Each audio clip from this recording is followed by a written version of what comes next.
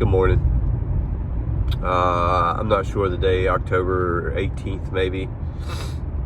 I'm not sure. I'm not keeping up too much. We are getting into the cooler weather, so if you start hearing me sniffing, it's just the adjustment of the weather. My body trying to adjust, or my system trying to adjust, like everybody else. You hear a lot of sniffing and sneezing and hacking. It's normal. Nothing to panic about. Last video I made, I was speaking on humans being programs or robots, and what we consume physically and mentally ultimately programs us, and the food that we eat all weighs us down. The garbage we watch on TV, some of the things that we read, the newspaper, certain tabloid magazines. It's not educational for the brain. It only weighs us down mentally, and that ultimately programs us to think a certain way, to act a certain way, to be a certain way, other than what we really are. If we are all spiritual beings living in a fleshly shell, then really and truly we are not a flesh. We are a soul and a spirit. And I was speaking, I was trying to talk about my journey and how I got programmed myself. And I was brought up, and this isn't this programming I'm speaking on, but when it was a programming, but it was a past programming. And it's all inevitable. We are all going to be programmed by something. We're being consumed by something every day. That's why we try to make it loving and positive, because that's who we are. So if you're going to be programmed by something, make it loving and positive, not hateful, not negative. That's not who we are. It just weighs us down. But I grew up in a tough environment, watching tough man movies. And I'm still probably carrying some of that along with me. I'm not a tough guy. You can hear me speak and tell that I'm not a tough guy. I'm soft. I might have a rough voice like a male, obviously, but the way I speak and the things that I speak on are not typically or typical for a man or a male. It's only in my masculine or my feminine energy coming out more than my masculine energy. But growing up in that environment, I always thought that I needed to represent myself as a tough guy, and I would act a certain way, talk a certain way, whatever, just to represent that. Once I got into my spiritual journey, I started connecting to God and reading the Bible. I started getting really fascinated with the man Jesus, and I read his words every day, every single day, even twice a day sometimes, even meditating, connecting to my subconscious after connecting to God. And it was leaving an impression on my mind. I don't know if that's what caused my gifts. I don't know that me connecting to Jesus, the man, connecting to God, the Father, was causing me to have my gifts. All I know is I was connecting more to the spirit and to the soul. And if we are more like God, or we're created in God's image, or Jesus, whatever, then that's an impression on our brain. That's being programmed.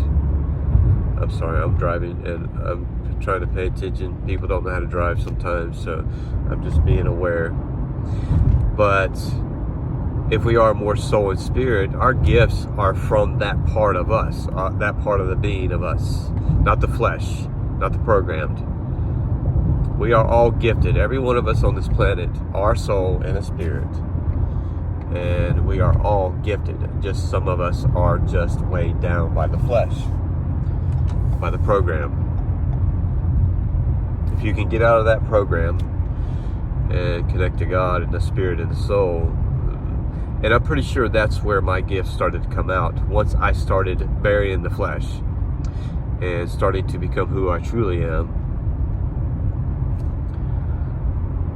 lightening up my soul, that's when I noticed I started to have my gifts. But during meditation, I was seeing certain things. I was experiencing certain things.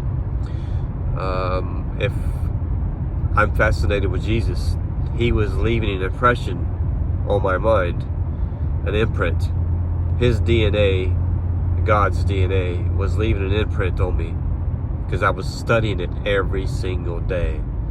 I was going to bed to it. I was waking up to it. I was consumed by it. Still, to this day, I'm completely consumed by it and fascinated by God, fascinated by Jesus and his works and the miracles that he had done. It's fascinating to me. I can't believe how powerful of a man Jesus was. He had so many gifts. One of the only men, or the only man on earth to be sin-free, to be able to carry no burdens or stress or worries, allowing God to take control. And that's what he did. He allowed God to be in control, just like everybody else should. I live in the moment. I always have been. I always have, but I found it easier now more than ever to reside in just the moment. That's the only thing that makes sense to me.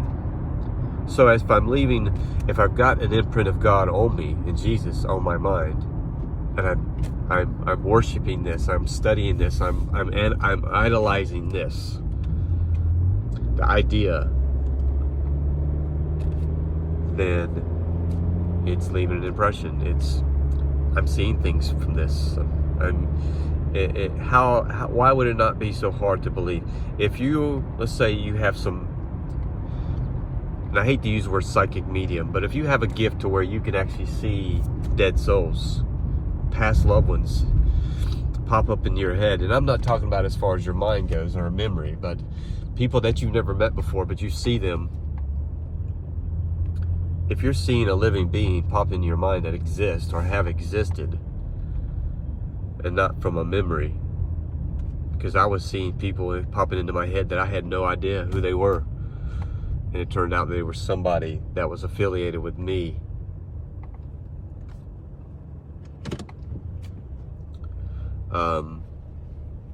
Then why is it not possible to see Jesus, the man? Jesus was a man. He was a living being. I know that I saw a man pop into my vision, staring right at me, and the only description I could figure out was Jesus, just by the way they described him in the Bible. I saw a bright white light appear to me during meditation once, right above me, and I've mentioned this in one of my videos. Just appear out of the dark, right above me, a big bright light. God is a light. I don't know 100% certain. My intuition tells me that was God. I mean, God appeared to Moses. God appears to us in different ways. God can appear to us in all kinds of ways. If I'm connecting to God, the Spirit, then why is it not possible to see it, to experience it? I know that once I did, things started to change in me. I started noticing like a trickle effect, I guess, of things that were happening to me during the process of things, weird things. Seeing this stuff and feeling it. Can't explain it.